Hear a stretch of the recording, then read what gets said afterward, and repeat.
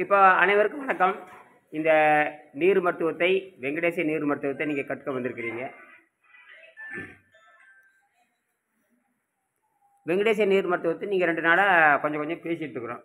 நாம் வந்து ஒரு சிறு துளியை தான் வந்து நம்ம ஆரோக்கியத்தை நோக்கி நகர்ந்துருக்கிறோம். இன்றைக்கி நிறைய விஷயங்கள் தெரிந்து கொள்ள வேண்டிய கட்டத்தை நம்ம நெருங்கியிருக்கோம். ஏன்னா உணவு பழக்கத்தை பற்றி பல்வேறு வகையான கருத்துக்கள் பல கோடி இருக்குது. மனிதன் ஒரு மனிதன் ஒருவனாக இருந்தால் அவனுக்குள்ள உணவு பழக்கத்தை பற்றிய கற்பனைகள் பல கோடி இருக்குது. உணவை பற்றி என்ன சொன்னாலும் அவங்க விளங்கிக்கிறது இல்லை. ஏன்னா அந்த அளவுக்கு அந்த கற்பனை அப்படி பயங்கரமாக இருக்குது. இன்னும் கூட அந்த பெரியவர் பேசிட்டே வர மீண்டும் மீண்டும் அங்கே கரெக்டாக அந்த பேரிச்சி பழத்துக்கு வந்துட்டு இருக்கிறார், மீண்டும் அந்த திராட்சை பழத்துக்கு வந்துட்டு இருக்கிறாரு, மீண்டும் அந்த கொய்யா பழத்துக்கு வந்துட்டு இருக்காரு. ஆனால் இன்னும் அந்த ஆரோக்கியம் வருவதை அவர் உணர்ந்தாலும் கூட அந்த உள்ளே இருக்கிற ஏதோ ஒன்று சாப்பிட சொல்லிகிட்டே இருக்குது அவர். ஆனால் ஆரோக்கியம் வந்துகிட்டு இருக்குது. அந்த மாதிரி தான் இப்போ இதெல்லாம் நீங்களே தெளிவடையணும். அதுக்கு என்ன தெரியுமா காரணம்? ஆரோக்கியங்கிற அந்த வைரத்தை நீங்கள் பிடித்து கொள்கிறீங்க. அந்த ஆரோக்கியங்கிற வைரம் வந்து உலகத்தில் எங்கேயுமே கிடையாது. உங்ககிட்ட தான் இந்த வைரம் இருக்குது. அது இயற்கை மட்டும்தான் தெரியும். அதுக்கு பேர் மேஜிக் மிரர்னு சொல்லுவாங்க, மாய கண்ணாடி. அதனால யாரும் எங்கேயுமே வந்து தேட முடியாத செல்வத்தை நீங்கள் தேடிக்கொண்டிருக்கிறீங்க. அதுதான் ஆரோக்கியம்ங்கிற செல்வம். அது 7ஆம் அறிவில் தான் கிடைக்குமே தவிர இப்போ இருக்கிற மனிதன் முன்னாடி இருக்கிற எதிலையுமே அது விளங்கிக் கொள்ள முடியாது. உருவ பொருளையும் கிடையாது. அது அருவ பொருளாகத்தான் இருக்கிறது ஆரோக்கியம். ஆரோக்கியங்கிறது வேறு ஒன்றும் இல்லை, உடல் நலம். 3 வகையான உடல் நலத்தை நீங்கள் பேசுகிறீங்க. அது எப்படி பெறுவது? அது எப்படி செஞ்சு பார்ப்பது? வேறு ஒன்றும் இல்லை. சுத்த ரத்தத்தில் அனைத்தும் தெரிந்து கொள்ளலாம். அது எப்படி சுத்த ரத்தம் பண்ணுவது? இதுக்கு எளிமை என்னன்னு கேட்டிங்கன்னா, அதுக்கு பேர் நியமம் சொல்லுவாங்க. இந்த நியமத்தை எப்படி தொடங்குறது? இப்போ காலை எந்திரிக்கிறீங்க, சைவத்தை பெரும்பாலும் சைவத்தில் இருங்க. பாலும் அசைவம் என்று உணர வேண்டும். பால் சாப்பிட்றதுனால மூட்டு வலி அதிகமாகும் தவிர மூட்டு வலி குறையாது. பால் சாப்பிட்றதுனால அமிலத்தன்மை அதிகமாகும். ஏன்னா இதெல்லாம் பேசியாச்சு நாம். அப்போ அதெல்லாம் உங்களுக்கு தெரிஞ்சதுனால நமக்கு தேவை ஆரோக்கியங்கிற வைரத்திற்காக அனைத்தையும் தியாகம் பண்ணித்தான் தீரணும். இது விட்ட ஒரு வழியே கிடையாது. இது விட்டு வேறு எந்த வழியும் கிடையாது. நான் எல்லாத்தையும் அனுபவிச்சுட்டு ஆரோக்கியம் பெறணும்னு சாத்தியமே கிடையாது. எல்லாத்தையும் அனுபவிச்சுட்டு நீங்கள் ஆரோக்கியமே இருக்கவே முடியாது. ஆரோக்கியங்கிறது மன அமைதியும் அதில் வருது, மன திருப்தின்னு ஒன்று வருது இல்லையா? அது வருது இல்லை. நீங்கள் தின்னுட்டே இருந்தீங்கன்னா திருப்தி வரவே வராது. தின்னுட்டே இருங்க, திருப்தி வரவே வராது. விட்டுட்டு பாருங்கள், திருப்தி வந்துடும். விட்டுட்டிங்கன்னா அதை பற்றி கவலைப்படவே தேவையில்லை. நீங்கள் எப்பவுமே அடக்க நினச்சிங்கன்னா அது பிரச்சனை தான். கண்டுக்காம விட்டுறீங்க, ஒன்றும் பண்ணாது. நீங்கள் மனம் வந்து அடங்காதுங்கிறீங்க. சரி, அடக்க நினைக்கிறீங்க, விட்டுட்டு போனால் அது கம்முன்னு கிடக்கு. இப்படித்தான் எல்லாரும் எல்லாம் மாற்றிக்கிறது. எல்லாம் நான் அதெல்லாம் கண்டுக்கவே மாட்டேன். அப்படி கண்டுக்காமல் போயிட்டே இருக்கு, அதுவும் கண்டுக்காமல் போயிட்டே இருக்கும். இது எவ்வளோ இருக்குது. ஆக மனதை பற்றி தான் நீங்கள் புரிந்து கொள்கிற. அப்போ மனமும் உடலும் சேர்ந்து செய்கின்ற பயிற்சி தான் இந்த முயற்சி. இப்போ காலையில் எந்திரிக்கிறீங்க, நீரை மருந்தாக அருந்துறீங்க. நீர் எப்படி மருந்தாக இருக்கிறீங்க? எப்பவுமே சிறிதளவு தண்ணீர் வயிற்றில் இருக்கிற மாதிரி பார்த்துக்கணும். இவ்வளோ தான் தண்ணீர். இந்த அச்சு வெள்ளை மென்று முழுங்கினதுக்கு அப்புறம் இந்த சில எலுமிச்சை பழத்தை புழிஞ்சிட்டு கூட அச்சு வெள்ளை வச்சுக்கலாம். ஒரு அச்சு வெள்ளம்னு ஒரு 30 கிராம் 35 கிராம் இருக்கலாம், 30 கிராம் 35 இருக்கலாம். அதை தூள் பண்ணி வச்சுக்கலாம். தூள் பண்ணாமையும் சாப்பிடலாம், அது அவங்க சௌரியம் தான். தூள் பண்ணி மேலே எலுமிச்சை பழத்தை புழிஞ்சிக்கலாம், அது அவங்க சௌரியம் தான். இல்லை அதெல்லாம் புளிய மாட்டேன், அச்சு வெள்ளம் தான் வேணால் அப்படியே மென்னுக்கலாம். ஏன்னா நாங்கள் அச்சு வெள்ளத்துலேயும் தொடங்குறோம், பேரிச்சி பழத்துலேயும் தொடங்குறோம். பயமாக இருக்கிறாங்க, பேரிச்சி பழத்தை விட்டுறலாம். ஏன்னா பேரிச்சி பழத்துக்கும் அச்சு வெள்ளத்துக்கும் நீங்கள் இருக்கிற உடலுக்கு எந்த சம்மந்தம் கிடையாது. ஏன்னா அது சுத்தத்துக்கு தான் பயன்படுத்துகிறாங்க. அதனால் அந்த நோய் இருக்குது, இந்த நோய் இருக்குதுன்னு கற்பனையெல்லாம் பண்ண தேவையில்லை. அது ஒரு 4 பேரிச்சி பழம் போதுமானது. அப்போ நீங்கள் ரொம்ப ரொம்ப எளிமையானது அச்சு வெள்ளம். ஒரு 35 கிராம் இருக்கலாம். அச்சு வெள்ளத்தில் மேலே வந்து எலுமிச்சம்பழம் சாப்பிட்டு அப்படியே சாப்பிடலாம், தூள் பண்ணி சாப்பிடலாம். இல்லை எனக்கு அச்சு வெள்ளம் தான் வேணும்னு அச்சு வெள்ளத்தையுமே கடிச்சு சாப்பிட்டுக்கலாம். முடிச்சுது. அப்புறம் இவ்வளோதான் முடிஞ்சுது. அதை சாப்பிட்டு முடிச்சுக்கிறீங்க. சாப்பிட்டு நீரை மருந்து அருந்திட்டே வர்றீங்க. மென்று கடிச்சு சாப்பிடுங்க. அப்படியே சாப்பிடுங்க. அச்சு வெள்ளத்தை மென்று தின்னவும், இப்படி சொல்லலாமா? அச்சு வெள்ளத்தை மென்று திங்கவும். அது காலையில் எழுந்திரிச்சோடனே பாடுங்க. ஒரு 6 மணிக்கு மென்று பல்லெல்லாம் வளர்க்கணும், மென்று முழுங்கிடுங்க. முடிஞ்சிருச்சா? அதுக்கப்புறம் நீரை மருந்து அருந்திட்டே வாங்க.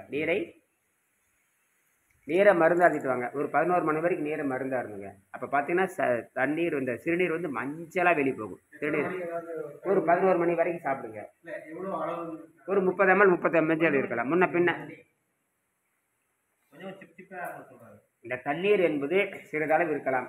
அது 35, 40, 50 வரைக்கும் இருக்கலாம். இந்த தண்ணீர் வந்து எப்பொழுதுமே அந்த 11 மணி வரைக்கும் வயிற்றில் இருக்கிற மாதிரி பார்த்துக்கணும். தீர தீர ஊற்றிக்கணும். அதான் அருந்தியது அற்றதுன்னு பேர். அப்போ தீராமல் பார்த்துக்கொள்ள வேண்டும் அப்படின்னு என்ன அர்த்தம்? ஒரு மணி நேரத்துக்கு 2 தடவை வச்சுக்கலாம். இதில் முன்ன பின்ன இருக்கலாம். முன்ன பின்ன சில பேர் பெரியவருக்கு ஒரு மணி நேரத்துக்கு 3 தடவை குடிப்பார் அவர். நீங்கள் 1 மணி நேரத்துக்கு 2 தடவை குடிப்பீங்க. மொத்தத்தில் நினப்பு இருந்துகிட்டே இருக்கணும். தண்ணீர் குடிக்க வேண்டும், இருக்கணும், வயிற்றில் இருக்கணும் நினச்சிக்கிட்டே இருந்தால் தான் நீங்கள் செயற்கையாக தான் நினைக்கணும், வேறு வழியே இல்லை. இயற்கையை காப்பாற்றணும்னா நீங்கள் செயற்கை வச்சுக்கலாம். அப்போ 11 மணிக்கு என்ன பண்ணுறீங்கன்னா இந்த மாதிரி ஏதாவது இப்போ சொல்கிற மாதிரி கொஞ்சம் 20 கிராம் பேரிச்சை, 20 கிராம் திராட்சை, 20 கிராம் பொரி, 20 கிராம் கடலை, 20 கிராம் பொரி, 20 கிராம் மிச்சர் எல்லாம் சேர்த்து ஒரு 150 கிராம் இருக்கலாம். இதெல்லாம் கலந்து மென்று சாப்பிட்டு தண்ணி குடிச்சிக்கிறீங்க. எல்லாம் இது இப்போ சாப்பிட்டீங்கல்ல அதெல்லாம் எழுதிக்கிங்க. கலவை பொரின்னு போட்டுக்குங்க. அதில் வந்து பேரிச்சை, திராட்சை, பேரிச்சை, திராட்சை, பொட்டுக்கல்ல இது என்னென்ன பார்த்தீங்களா அப்படியே ஒரு 150 கிராம் எழுதிக்கிங்க. அது என்ன இருக்குது அதில் 2 வெங்காயத்தை கூட போட்டுக்கலாம், 2 எலுமிச்சை பிடிச்சிக்கலாம். அது ரொம்ப சௌரியம் தான். ஏன்னா ஒரு உணவை தின்னு அந்த விஷத்தை கீழே இறக்கணும், அவ்வளோதான். அது ரொம்ப சிம்பிள். நீங்கள் சமைக்கவே தேவையில்லை. அதெல்லாம் வாங்கி வச்சாச்சு இல்லையா, வாங்கி முடிச்சிச்சு இல்லையா, இருக்கலாம். இருக்கலாம். வெங்காயம் வேணா அது தேவையில்லை. முதல்ல சொல்லி முடிச்சிடுங்க. அதெல்லாம் அப்புறம் பார்த்துக்கலாம் விடுங்க. அவங்க கேள்வி கேட்கட்டும். அப்புறம் திங்கறதுக்கு தான் பதில் சொல்கிறேன். திங்கறதுக்கு பதில் சொல்லியாச்சு. அது இதெல்லாம் போட்டுக்குங்க. இதெல்லாம் இது எளிமை. ஒரு 5 போட்டுக்கிறோம், அவ்வளோ. அதெல்லாம் ஒன்றும் தேவையில்லை. வேணா சேர்த்திக்கலாம், என்ன வேணாலும் சேர்த்திக்கலாம். சிம்பிளாக வேணாலும் சேர்த்திக்கலாம். அப்படி அச்சு வெள்ளத்தையும் சாப்பிட்டுட்டு 11 மணிக்கு ஓட்டலாம். யார் அப்படி செய்ய போகிறீங்க? அச்சு வெள்ளத்தை மட்டும் சாப்பிட்டு 11 மணிக்கு தண்ணி 11 மணிக்கு வரைக்கும் தண்ணி குடிச்சிட்டே இருக்கலாம். 11 மணிக்கு ஒரு அச்சு வெள்ளம் சாப்பிட்டு மறுபடியும் 12 மணி வரைக்கும் கொண்டு போகலாம். 12 மணிக்கு அச்சு வெள்ளம் சாப்பிட்டு சாயங்காலம் 7 மணி வரைக்கும் கொண்டு வரலாம். 7 மணிக்கு மட்டும் சப்பாத்தி மட்டும் சாப்பிட்டு கீரை கறி சாப்பிட்டுட்டு முடிச்சுக்கோ, அப்படி முடிக்கலாம். இது உங்களோட மன வலிமை பொறுத்தா. ஏன்னா மரணம் வரவே வராது, இதில் நோவும் வராது. இருக்கிற பிரச்சனை தான் திரும்ப தவிர பிரச்சனை அதிகமாகாது. ஒன்றும் பயப்படாது. இதெல்லாம் நான் மெல்ல மெல்ல சொல்கிறேன். எங்களுக்கு தைரியம் இருக்கிறதுக்கு அப்படி சடனாக போகிறவங்களாம் இருக்காங்க. அப்படி போனவங்க 80 பேர் வெற்றி தான் அடைஞ்சிருக்காங்க. இப்போ அது முடிச்சுக்கிறேன். இப்போ அதெல்லாம் முடிச்சுக்கிட்டு நீங்கள் அது 11 மணிக்கு இதெல்லாம் சாப்பிட்டுட்டு அதுக்கப்புறம் நீரே மருந்து அருந்துகிட்டே போகிறீங்க. 11 மணிக்கு சிறு மஞ்சளாக வெளியே போகிறது முதல் நாளே உதறுவீங்க. அப்புறம் என்ன பண்ணுறீங்க, 2 மணிக்கு வரைக்கும் தண்ணி குடிச்சிட்டே போகிறீங்க, மருந்து மாதிரி அருந்துகிட்டே போகிறீங்க.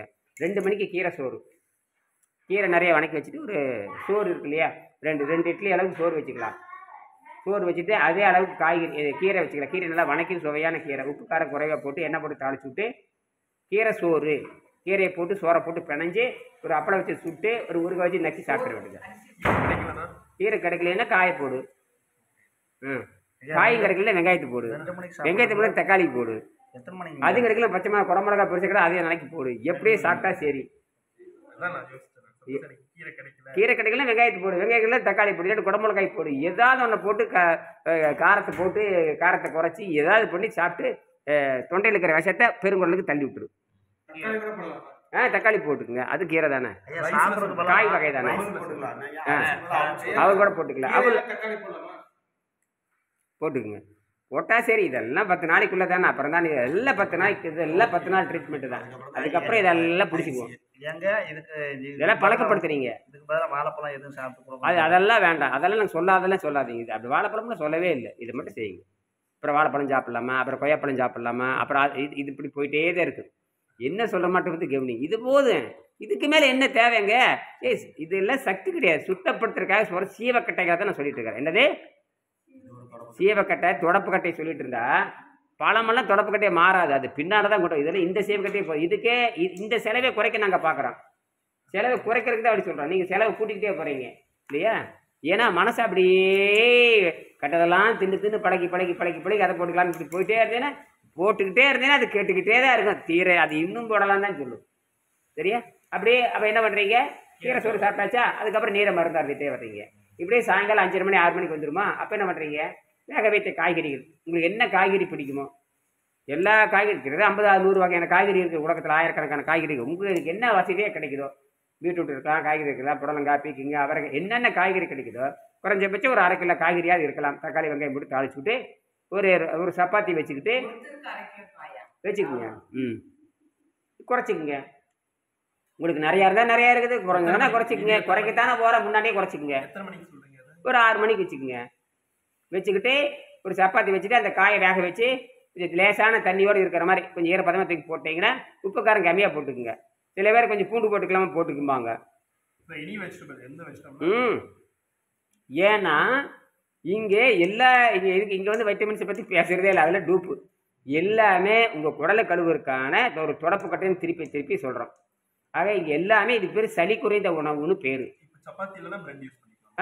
அது வச்சுக்கலாம். வச்சுட்டு மேலே எலுமிச்சை பழம் பிடிச்சிட்டேன்னு சாப்பிட்றதுக்கு சுவையாக இருக்கும். சாப்பிட்றதுக்கு எல்லா காய் பட்டையை கலப்போம்.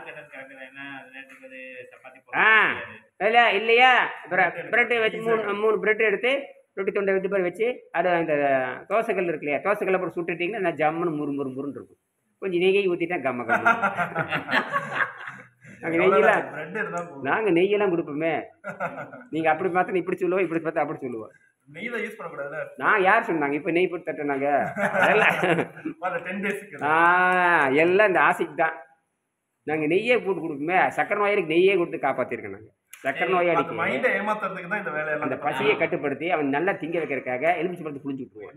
எலுமிச்சை பழத்தை போட்டு கொஞ்சம் அப்படியே கொஞ்சம் தூக்கலாக போட்டு காரத்தை போட்டு எலுமிச்சை பழத்தை போட்டு உப்பு காரம் போட்டு இந்த காய் பிடிச்சி நல்லா இருக்கு, ருசியாக இருக்கு. ஏன்னா புளிப்பு உள்ளே போகும்போது எலுமிச்சை பழம் புளிப்பு போனால் நாக்கிலுக்கு அழுக்கு எடுத்து விட்டுரும். அப்போ ருசி ஏறிக்கும். அப்போ நிறைய திம்பா. அவன் தப்பிச்சா ஒன்றும் இல்லை. ஆமாம், சுத்தப்படுத்துறதுக்காக தான். நீங்கள் தான் நோயில் அப்படி பெருசாக ஒன்றும் இல்லையே. அப்புறம் சாயங்காலம் வந்துடுச்சு, முடிஞ்சு போச்சா. இது ஒரு நாள் திட்டம். இதை வந்து அந்த இது சொன்னீங்க பிரெட்டில் வந்து நம்ம எப்படி செய்யறது? பிரெட்டை வந்து தோசைகளை சுட்டு எடுத்துட்டோம்னா முறுமுறு ஆயிரும். வேட கொஞ்சம் எண்ணெய்ன்னு ஊற்றிங்க. தேங்காய் மணக்கும் நெய் மணக்கும் விட்டு அந்த பிரெட்டை தூக்கி தட்டில் வச்சுட்டு அந்த வேக வைத்த காய்கறி இருக்கு இல்லையா, உப்பு காரம் கம்மியாக போட்டு வச்சு தாளிச்சு எண்ணெய் போட்டு என்ன வேணும் எண்ணெய் போட்டு தாளிச்சிக்கலாம். தேங்காய் கல்லெண்ணெய் நல்லெண்ணெய் என்ன வேணாலும் போட்டு நெய் கூட போட்டுக்கலாம். போட்டு தாளிச்சு விட்டு எடுத்து அந்த காய்கறி தூக்கி அந்த சப்பாத்தி மேலே வச்சு அந்த பிரெட்டு மேலேயும் சப்பாத்தி மேலே வச்சுட்டு சாண்ட்விச்சுன்னு சொல்கிற மாதிரி எல்லாம் நென்று மீதானமாக சாப்பிட்டு முடிச்சுக்கிறீங்க. வயிறு நிறைய தேவையான அளவுக்கு சாப்பிட்டுக்கிறீங்க. நீங்கள் தான் கண்டுபிடிக்கணும் எவ்வளோ தேவை எவ்வளோ தேவையில்லை. நான் அரை கிலோன்னு சொல்லுவேன், நீங்கள் கால் கிலோ. அதான் உங்கள் தேவை தான் அது. முடிஞ்சுதா? இப்படியே என்ன பண்ணுறீங்க, அடுத்த நாள் காலையில் 10 மணிக்கு 11 மணிக்கு சாப்பிட்டு 12 மணிக்கு இழுத்துட்டு போயிடுறீங்க. எதை அச்சு வளர்த்து சாப்பிட்டு தண்ணி குடிச்சிட்டே 12 மணிக்கு கொண்டு போயிடுறீங்க. அப்படி நீங்கள் தள்ளி போட்டே போங்க. இப்படியே தள்ளி போட்டு மெல்ல மெல்ல மெல்ல என்ன பண்ணுறீங்க, சௌகரியம் போல் உங்கள் ஒருவேளை உணவுக்கு மாறிடுறீங்க. 10 நாளைக்கு நீங்களே மாறிக்கிறீங்க 10 நாளில். அப்போ எங்கே போச்சு காலை உணவு, எங்கே போச்சு மத்தியானம், எங்கே போச்சு சாயங்காலம், எங்கே போச்சு, உங்கள் கவலைகள்லாம் காணா போச்சு. உங்கள் ஆசையெல்லாம் அது இருக்கவே இருக்காது. எல்லாம் இந்த 10 நாளைக்குள்ள சாப்பிட்டு பழகிக்கிங்க. அதெல்லாம் அப்புறம் நாங்களாம் சொல்லிடுவோம். அதெல்லாம் நிறுத்து, அதை நிறுத்தி, இதை நிறுத்து, அதை நிறுத்துன்னு சொல்லிட்டே போவோம். நாங்கள் ஆரோக்கியத்தை கையில் கொடுக்குறோம். இதெல்லாம் சொல்லவே மாட்டோம்ல. உங்களுக்கு தேவை ஆரோக்கியம் தானே, விடுதலை தானே. உங்களுக்கு தேவை விடுதலை, அவ்வளவுதான். நீங்கள் அது எதுவுமே நீங்கள் எங்ககிட்ட கேட்க முடியாது. விடுதலை மட்டும் பேசிகிட்டே இருக்கணும். விடுதலை விடுதலை சுவையிலேருந்து எப்படி விடுதலை அப்படி கேட்கணும். ஆமாம், விடுதலை விடுதலை, தென்னை மரத்துக்கு விடுதலை, பனை மரத்துக்கு விடுதலை அப்படிங்கிற மாதிரி இவர் ஒரு பேர் கலைவண்ணன் பாடுவார். தென்னை மரத்துக்கு விடுதலை, தென்னை மரத்துக்கு பனை மரத்துக்கு விடுதலைன்னு பாடுவார். அந்த மாதிரி எல்லாத்துக்கும் விடுதலை தான். இப்போ உணவை தலைப்பே உணவில்லாமல் வாழும் கலைங்கிற பொழுது நீ இப்போ அது சாப்பிடலாம் இந்த கேட்டுட்டு இருக்க முடியாது. எப்படி உணவில்லாமல் இருக்குன்னு கேட்கறதா உங்களுக்கு வேலையாக இருக்கணும். அந்த கேள்வியில் வரவே வரக்கூடாது. எதுவுமே வராது.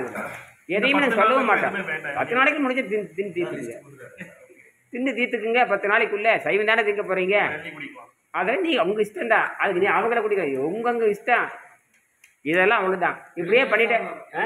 சாப்பிடக்கூடாதுன்னு சொல்ல மாட்டேன். அது உங்களுக்கு தெரியும். சாப்பிட்டா அது கெடுதல் தான் பண்ணும். அது அற்று போகாது. எதுவுமே அற்று போகாது. தண்ணி அதுக்கு தான். அதுக்கப்புறம் 7 மணிக்கு முடிச்சிட்டிங்கன்னா தூங்க போகிற வரைக்கும் தண்ணீரை மருந்தாக இருந்தோம். தண்ணீரே நீங்கள் மருந்து அருந்திக்கணும். இப்போது 6 மணிக்கு சாப்பிட்டீங்கன்னா இரவு 10 மணிக்கு போகிறீங்கன்னா அந்த 4 மணி நேரத்தை ஒழுங்காக தண்ணீரை மட்டும் மருந்தாக இருந்தீங்கன்னா, தண்ணீரை மருந்து எடுத்துகிட்டு வந்தீங்கன்னா ஓரளவுக்கு அசுத்தத்தை வெளியே எடுக்கலாம். அதெல்லாம் ஒன்றும் பண்ணாது. இன்னும் மருந்து மாதிரி தான் குடிக்க போகிறீங்க. என்ன நீங்கள் என்ன 1 லிட்டர் அடிக்க போகிறீங்க? அதிகபட்சமாக ஒரு 1.25 லிட்டர் 1.5 லிட்டர். இதுதான். இது வந்து பிரித்து தான் சாப்பிட போகிறீங்க. 50 பிரிக்க போகிறீங்க. குடிக்கலாம். சாப்பிட்டதுக்கு தண்ணி குடிக்கலாம். யார் குடிக்கணும்? நீ 1.5 லிட்டராக குடிக்க போகிற? சும்மா வாய் அப்படின்னு முடிஞ்சு ஒரு வேலைக்கு வந்துடுறீங்க. ஆமாம், சாயங்காலம் ஒரு வேலை என்பது கட்டாயமாக வச்சுக்கோங்க. இப்படியே செஞ்சுட்டே போனால் 180 நாளில் உடல் எடை குறைஞ்சி நடுநடை எண்ணெய்க்கு வந்துடும். இந்த ஒரு வேளை உணவில் சாயங்கால உணவு அந்த வேண்டிய அளவு காய்கறி வச்சு ஒரு சப்பாத்தி வச்சு சாப்பிட்டுக்கலாம். அல்ல ரஸ்க் வச்சு சாப்பிட்டுக்கலாம், சப்பாத்தி வச்சு சாப்பிட்டுக்கலாம், ரொட்டி துண்டு வச்சு சாப்பிட்டுக்கலாம். சாப்பிட்டுக்கலாம். பொரி கூட வச்சு போட்டுக்கலாம். உங்களுக்கு பிடிக்கலைன்னா மாற்றிக்கலாம். முடிஞ்சுதா? இப்படியே 180 நாள் பண்ணுறீங்க. 180 நாளில் உடல் எடை குறையுது நின்றும். 180 நாளில் உடல் எடை குறையாது. 180 நாளில் உடல் எடை குறையாது. அதுதான் உண்மையான எடைன்னு. இது வந்து ஒரு 10 டேஸ்க்கு மட்டும்தான். ஆமாம். அதுக்கப்புறம் நீங்கள் ஒரு வேளைக்கு வந்துடுறீங்கல்ல, ஒருவேளை இன்பான் யோகி அதுக்கு வந்துடுறீங்கல்ல. ஒருவேளை இன்பான் யோகின்னு தமிழ் இருக்கா இல்லையா? ஒருவேளை இன்பான் யோகி. இந்த ஒருவேளை இன்பான் யோகி ஒரே வேலை தான். இடையில தான் ஏதாவது ஒரு நாளைக்கு ஆசைப்பட்டீங்கன்னா திருட்டு மறுபடியும் சுத்தத்துக்கு வந்துடணும். அதெல்லாம் ஏதாவது எப்படி சொல்றீங்க? அந்த உடல் எடை குறையாது நின்று போயிடும். இல்ல நம்ம ஒருவேளை நம்ம சாப்பிட்டோம் அப்படின்னா அதை சுத்தம் பண்றது எப்படிங்கிறீங்க? மீண்டும் தண்ணீரை மருந்தா இருந்து 24 மணி நேரம் பட்டினி போட வேண்டியதுதான். ஒரு தடவை ஹெவியாக சாப்பிட்டீங்கன்னு வச்சுக்கோங்க, அப்புறம் 24 மணி நேரம் நீரை மருந்தா இருங்க. ஆமாம். அப்புறம் மீண்டும் அப்படி அந்த விஷம் வந்து நாக்கில் வந்து படியும். அந்த விஷத்தை இறக்கிறது மீண்டும் காய்கறி சாப்பிட்டு விஷம் இறங்கிடும். நீங்கள் ஆரோக்கியத்தினுக்கு தானே போகிறீங்க, சாப்பாடு நோக்கி போகலையே. அப்போ இந்த விஷம் ஃபுல்லாக இறங்கிடுச்சுன்னா இந்த காய்கறியும் தேவையில்லை. தேவையில்லை. அதுக்கப்புறம் தண்ணி தான். தண்ணீர் காற்று தான். தண்ணீர் கூட உராய்வை குறைப்பதற்கு தான். அப்போ உங்கள் உடம்பு வந்து காற்று தான் என்கிற கருவி. ஏன்னா இது பரிணாமத்தில் தான் போகுது, மற்ற எதுலையும் கிடையாது. அப்போ பரிணாமத்தை தடையாக இருப்பது ஏதாவது சாப்பிட்டு சாதாரண சைவ உணவு சாப்பிட்டீங்கன்னா நீரே மருந்தாக அருந்துனீங்கன்னா இந்த 2 நாள் 3 நாள் நாக்கில் வந்து மஞ்சளாக படியும். அப்போ அந்த மஞ்சளாக படிக்கிறது வந்து வேக வைத்த காய்கறியின் மூலமாக பெருங்குடல் கொண்டு வந்து மலக்குடலை வெளியேற்றணும். 180 நாள் வரைக்கும் 630. சரி சரி. ஒரு கட்டத்துக்கு மேலே உடல் எடை குறையாது. நீங்கள் பாக்கி லட்சுமி என்ன பண்ணிருக்கிறீங்க? அங்கேதான் பாக்கி லட்சுமி. அவங்க என்ன புரியுதா? என்ன புரியுது?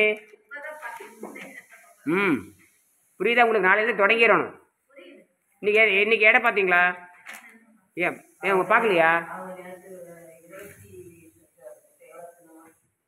இன்னைக்கு எல்லாரும் பார்த்துட்டாங்க. எல்லாம் பார்த்தாச்சு. பார்த்துருக்கணுமே இல்லையா? சரி. அப்போ ஒரு கட்டத்துக்கு மேலே உடல் எடை குறைய நின்று போயிடுது. அப்புறம் என்னன்னா எதுக்கு எதுக்குன்னு கேட்குறேன். சுத்தமாயிருச்சு. இப்போ சுத்தமானதுக்கப்புறம் உணவு எதுக்குன்னு கேட்குறேன்.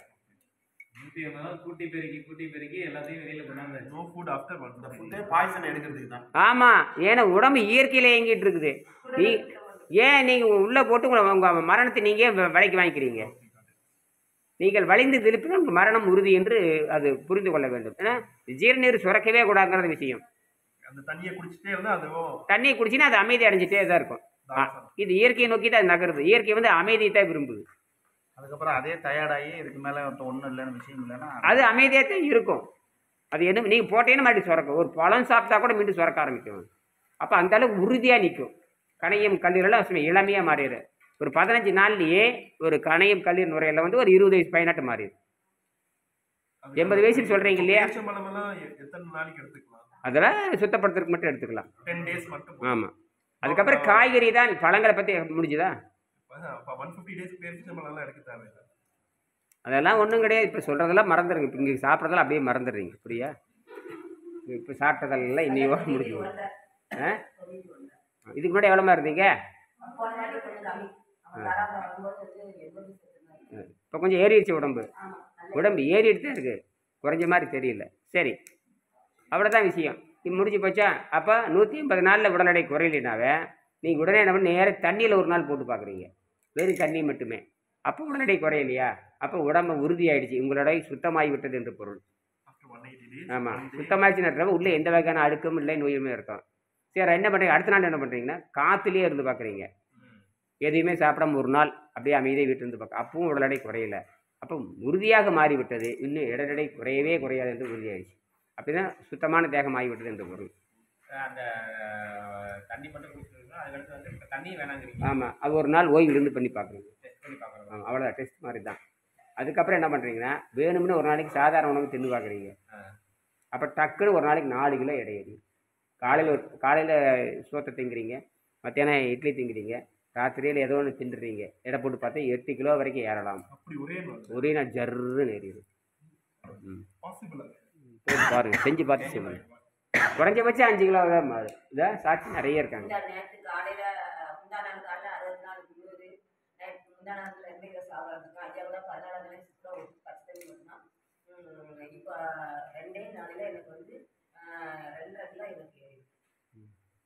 இந்த உணவு பண்ணோம்னா ஒரு நாளைக்கு ஒரு 300 கிராமாவது குறைஞ்சிட்டே வரும். ஒரு நாளைக்கு 300, 1 கிலோவும் கரையும். சரி சரியா, அவ்வளோதான். அதுக்கப்புறம் சாதாரண உணவு சாப்பிட்டு பார்க்குறீங்க, உடனடி ஏறும்.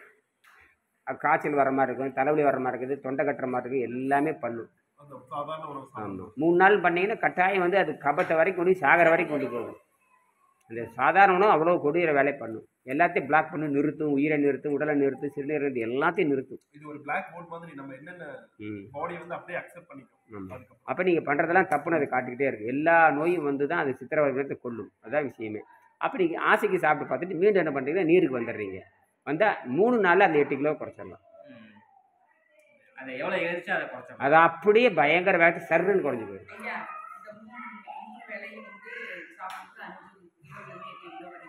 கூடும். அதுக்கப்புறம் கூடுனதாலும் மறுபடியும் குறைக்கிறீங்க. தண்ணீரே மருந்தாக இருந்து நீ சாப்பிட்டதெல்லாம் இருக்குது இல்லையா, இன்னும் தண்ணி ஆசைக்கு சாப்பிட்டாச்சு உடல் ஏறி எடுத்து மறுபடியும் தண்ணீருக்கு தான் போகணும். தண்ணீர் எதுக்கு கீரை சாப்பிட்ற? தண்ணீரை அருந்த முடியுமா? கீரை தான் தண்ணீர். அது வந்து இது வரைக்கும் இந்த குப்பை எடுக்கிறதுக்கு தான் 3 நாள் கழிச்சு தண்ணீரை நாக்கில் வந்து விஷம் பிடிக்கும். அப்போ அந்த விஷத்தை எடுக்கிறக்க கீரை வந்து உப்பு இல்லாத கீரையை போட்டு சாப்பிட்டு இறக்கி விட்டுருவீங்க.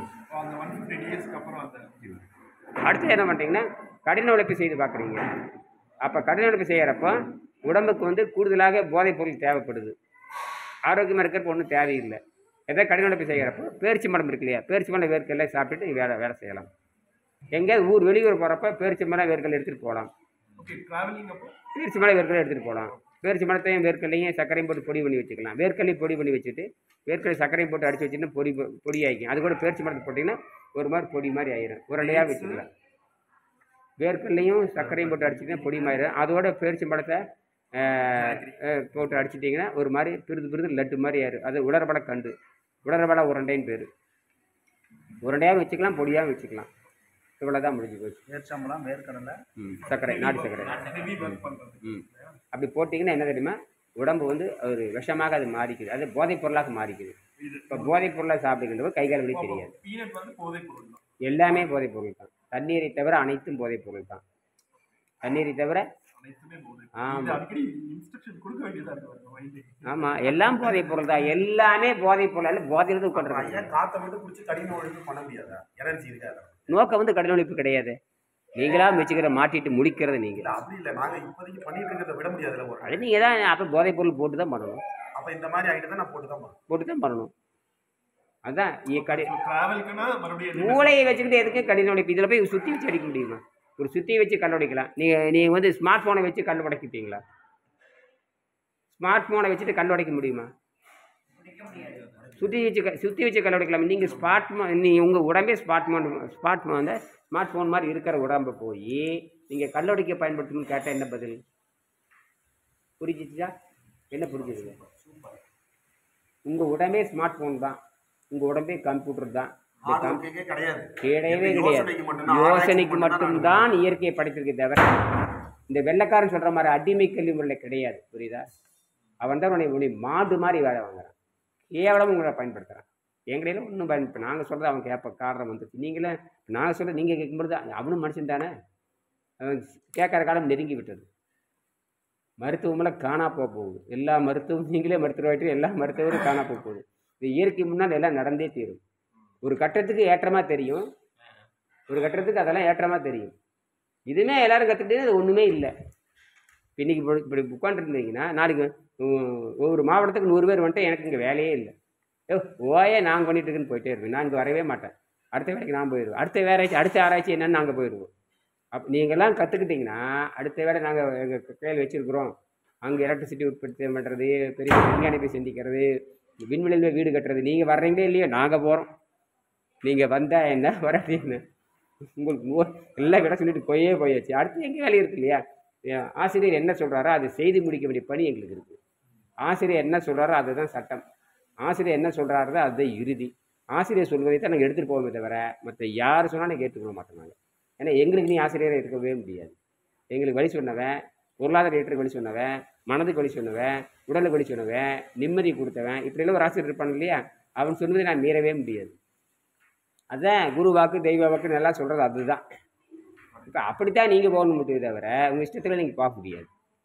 இப்போ இதில் என்ன இருக்குது உங்களுக்கு சந்தேகம் எதுவும் இல்லைன்னு நினைக்கிறேன். சரியா? இப்போ உடல் சுத்தமானதுக்கப்புறம் நீங்கள் எப்பாவது ஒரு வேளை உணவை சாப்பிட்டு சுத்தம் செய்து கொள்ள வேண்டும். அந்த எப்பாவது ஒரு வேளை சாப்பிட்றதா ஒரு வேளை இன்பான் யோகின்னு அர்த்தம். ஒரு வேளை இன்பான் யோகினாவே எப்பாவது ஒரு நாளைக்கு சாப்பிடுவான். இதுக்கு தாங்க இது அர்த்தம். ஒரு வேளைன்னா தினம் திங்கிறதுல ஒரு வேளை கிடையாது.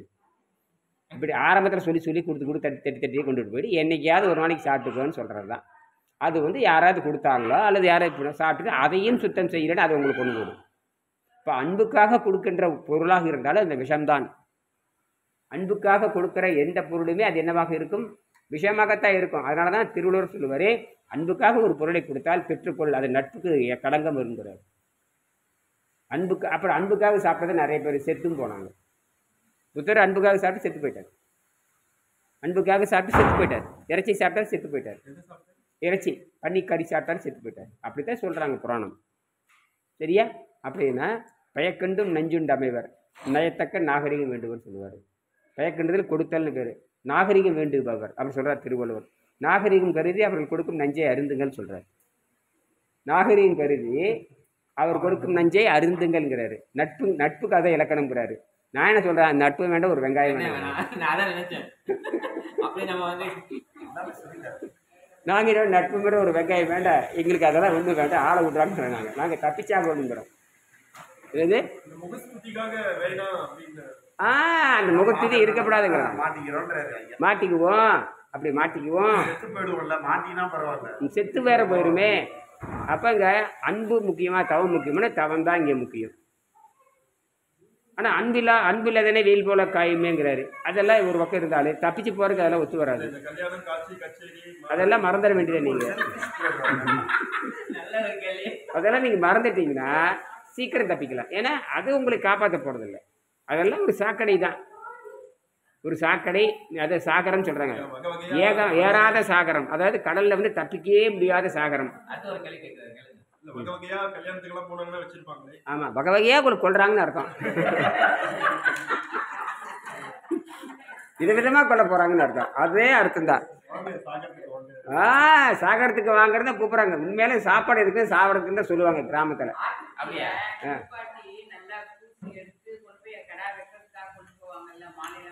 அதே தான் ஆடு நினச்சிக்கிட்டு நம்ம வந்து உயர்ந்த இடத்துக்கு கொண்டு போகுது நான் நினச்சிட்டு இருக்கோம். அது அப்புறம் தான் தலை மேலே கத்தி விடுங்க, அதுக்கு தெரியாது இல்லையா? அப்போ எல்லாமே இப்படித்தான் உங்களுக்கு போட்டு மாயையில். ஏன்னா அதெல்லாம் இருக்க முடியாது. இதுதான் விஞ்ஞான ரகசியம் இல்லையா? அடுத்தது பேசலாமா?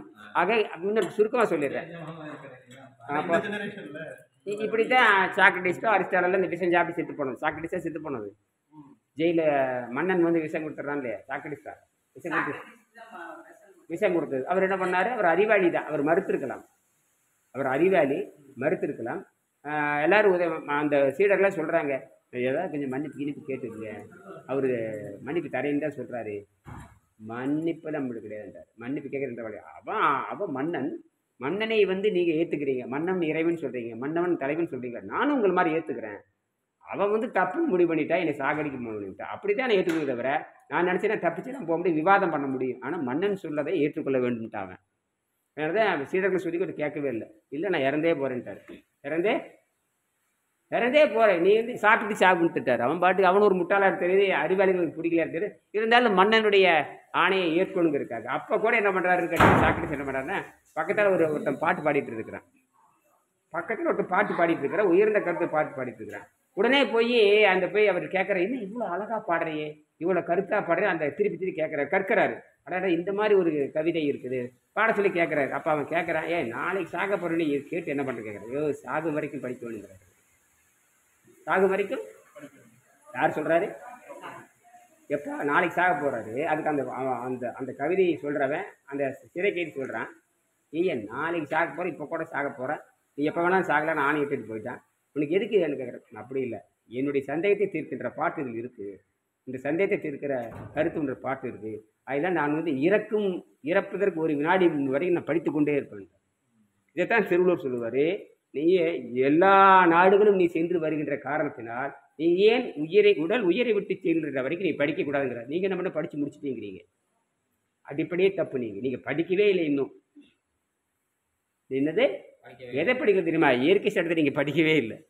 வள்ளுவர் சொல்கிறார், அதான் சொல்கிறார், யாதானும் நாடாமல் ஊறாமல் இன்னொருவன் சாந்தனையும் கல்லாதவாருங்கிறார். உலகமெல்லாம் சொந்தமாக இருக்கின்ற பொழுது நீ ஏன் சாந்துணையும் சாகின்ற வரைக்கும் உயிரை விட்டு இந்த உடலை விட்டு உயிர் பிரிகிற வரைக்கும் நீ ஏன் படிக்கக்கூடாது? நீங்கள் என்ன பண்ணுறீங்க? பிஇ முடிச்சாச்சு, பிகாம் முடிச்சாச்சு, எம்சிஏ முடிச்சாச்சு, புடலங்காய் முடிச்சாச்சு, புண்ணா, இதெல்லாம் ஒன்றும் கிடையாது. இதெல்லாம் படிப்புன்னு எவன் சொன்னான்?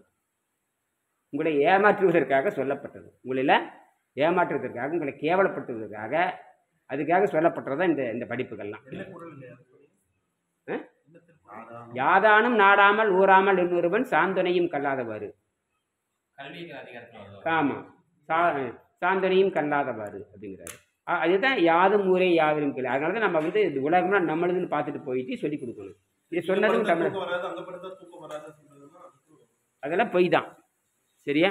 ஆகினால இதை புரிஞ்சுக்குங்க. அப்போ இது ரொம்ப எளிமையாக. அப்போ காலை முதல் மாலை இப்போ கூட சொல்லலாம், வேகமாக சொல்லிட்டு போகிறேன். காலை முதல் மாலை வரை நீரை மருந்தாக அருந்தி மாலை ஒருவாடை மட்டும் வேண்டிய அளவு வேக வைத்த கீரை அல்லது காய்கறிகளை சிறிதளவு அவள் சேர்த்து தாளிசம் செய்து மலச்சிக்கல் நீங்கள் உண்டு வந்தால் படிப்படியாக அனைத்து நோய்விடும். அனைத்து வகையான நோய்களும் நீங்கிவிடும். இப்படி தான் அடிக்கடி நான் சொல்லுவேன். நான் சொன்னது ஏதாவது புரியுதா? காலை முதல் மாலை வரை நீரை மருந்தாக அருந்தி மாலை ஒருவாடை மட்டும் வேண்டிய அளவு வேக வைத்த கீரை அல்லது காய்கறிகளை மலச்சிக்கல் நீங்க வர உண்டு வந்தால் சிறிதளவு அவள் சேர்த்து தாளிசம் செய்து உடலை பற்றிய அனைத்து நோய்கள் நீங்கிவிடும். இதற்கு பேர் தான் யோக மார்க்கம். இதுக்கு பேர் யோக மார்க்கம், அதாவது யோக மருத்துவம் அல்லது நீர் மருத்துவம் அல்லது இப்படியெல்லாம் சொல்லிகிட்டே போகலாம். இப்படித்தான் கடைசியில் நான் முடிப்பேன். இப்படி வேகமாக சொன்னால் புரியாதனால தான் மெல்ல மெல்ல சொல்கிறது. காலையில் இப்படி சாப்பிடுங்க, அப்படி சாப்பிடுங்க, அப்படி. ஒரு காலத்தில் சர்ருன்னு வந்துட்டிங்கன்னா இப்படியே சர்ருன்னு ஆரம்பிச்சிட்டே போகலாம். ஒன்றுமே ஆகாது. ஏன்னா எப்படி இருந்தாலும் சாயங்காலம் ஒரு வேளை சாப்பிடத்தானே போகிறோம். ஏன்னா 180 நாளுக்கு உங்கள் குடல் காய்கறிக்கு பழக்கப்பட்டு இருக்க வேண்டும். காய்கறிக்கு பழக்கப்படுத்தினா தான் நீங்கள் வேறாவது ஒரு சாதாரண உணவை சாப்பிட்டு காய்கறி சாப்பிட்டு வெளியே எடுக்கணும். ஏன்னா மற்ற உணவுகளில் மலச்சிக்கல் உண்டாக்கும். மற்ற உணவெல்லாம் மலச்சிக்கல் உண்டாக்கும். இந்த கீரை காய்கறி மலச்சிக்கல் உண்டாக்காது. பழம் கூட அசுத்தமாக இருக்கிற குடலுக்கு பொருந்தாது. ஏன்னா ஏற்கனவே பழைய விஷம் இருக்குது. இந்த பழம் வேகமாக விஷத்தை இழுத்துட்டு வெளியேற முடியாமல் பழைய விஷத்தோடு சேர்ந்து கார்போனிக் ஆசிட் என்கிற பழச்சக்கரையாக மாதிரி ஆளை கொண்டு போடும். எந்த கீரை வேணால் வச்சுக்கலாம். உங்களுக்கு நாட்டில் எந்தெந்த கீரை கிடையாது அதில் வச்சுக்கலாம். கீரை என்பது நீங்கள் குடலை கழுவுற ஒரு இதுதான், துணி தான், துடப்பக்கட்ட மாதிரி. நமக்கு சுத்தத்துக்கு தான் பயன்படுத்துகிறோம். நீங்கள் மற்ற கணக்கெல்லாம் போடுறோம் பாருங்க, அது இது அதெல்லாம் இதில் கிடையாது. எல்லாம் சுத்தம் சுத்தம் சுத்தம் தான். ஆமாம், முதல்ல ஆரம்பத்தில் உப்பு போட்டு சாப்பிட்டு பெருசாக நீங்கள் முயற்சி பண்ணுங்க. நாளைக்கே உப்பு இல்லாம கூட சாப்பிடலாம். ஏன்னா உப்புக்கும் ஆரோக்கியம். ஏன்னா உப்பு கண்ணை கெடுக்கும், கண் பார்வை கெடுக்கும். உப்பு சாப்பிட்டா கண் பார்வை கெடுக்கும். அது உப்பு அதிகமாக தாங்க இப்போ நீங்கள் சொன்னதுக்கு அப்புறம் தாங்க உப்பு கண்ணை கெடுக்கும். ஏன்னா மூளை கெட்டு போகக்கூடாதுங்கிறக்க கண் என்ன பண்ணுது, அதை வாங்கிக்குது. மூளை கெட்டு போச்சுன்னா ஆளே போயிடுவேன். அந்த உப்பு இல்லாத சாப்பிட்ற குப்பையில்ங்கிறது ஏதோ ஒரு காரணத்தை சொல்லியிருக்கலாம். அதெல்லாம் தப்பு தான். அதெல்லாம் உப்பு இல்லா பண்டம். எது உப்பு இல்லா பண்டம்? எல்லாமே உப்பு இருக்கிற பண்டம் தான். உப்பு இல்லாத பண்டம் உலகத்தில் எதுவுமே கிடையாது. அப்போ உப்பு இல்லாத பண்டம்னா தண்ணி தான். அப்போ தண்ணின்னு குப்பைன்னா வயிறுன்னு வச்சுக்கோ. உப்பு இல்லாத பண்டம் குப்பைனா, உப்பே இல்லாத பண்டம் தண்ணி தான். தண்ணி இது வயிற்றுல போடுறான்னு அர்த்தம். தண்ணியை வயிற்றுல போடு, மற்றதெல்லாம் குப்பையில் போடு. அப்போ வயிறு குப்பை தானே, வயிற்று குப்பை தெரியுதுன்னு சொல்கிறீங்க. உப்பில்லா பண்டம் தண்ணி தான். உப்பில்லா பண்டம் தண்ணி தான். அப்போ உப்பில்லா பண்டத்தில் எங்கே போடுறீங்க? குப்பையில் போடுறீங்க.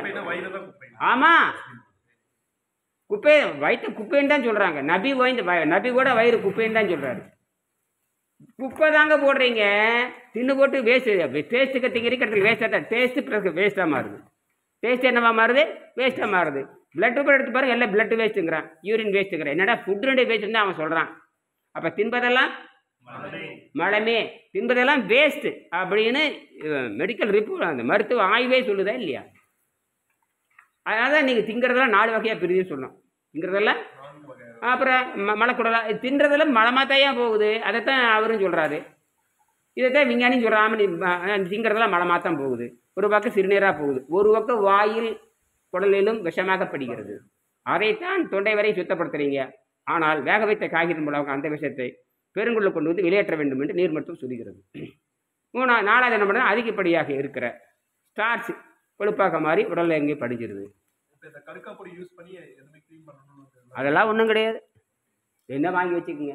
நாங்கள் அதெல்லாம் சிபாரிசை பண்ணுறதில்ல. எதுவுமே நேரடியாக நீர் மருத்துவம் காய்கறி நாங்கள் அதெல்லாம் நாங்கள் பேசுகிறதே இல்லை. அதெல்லாம் வேற. நாங்கள் நேரடியாக மட்டும் அது கரெக்டாக உண்மை மட்டும் சொல்லிட்டு போயிடுவோம். அதெல்லாம் சொல்லிட்டே இருந்தோம்னா அது தனித்தனியாக கிளைகளையே பிடிச்சிட்டு சரி, போயிட்டே இப்ப இருக்கும். இந்த சாப்பிடாம இருக்கும்போது அப்ப நமக்கு அந்த வாய்க்குள்ள துர்நாற்றம் அடிக்காது. அப்ப பல் விளக்கு செஞ்சு பாருங்க செஞ்சு பாருங்கங்கிற சாப்பிடாம செஞ்சு இருந்தா பார்த்தா நீங்கள் கண்டுபிடிக்கலாம். வயிறு புண்ணாயிரும், வயசு அடிக்கும். ஆ